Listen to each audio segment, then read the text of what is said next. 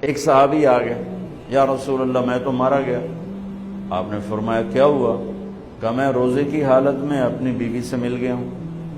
تو آپ نے فرمایا ٹھیک ہے، ایک غلام آزاد کر دو کفارہ۔ کہنے لگا جی میں غریب بندہ، میں غلام کتوں لواں؟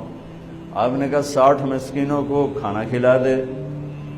وہ کہنے لگا میں آپ مسکین ہوں، میں کتوں روٹی کھواں؟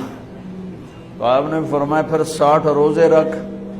وہ کہنے لگا ایک روزے چاہے چند چاڑے 60 روزے میں کی کریں؟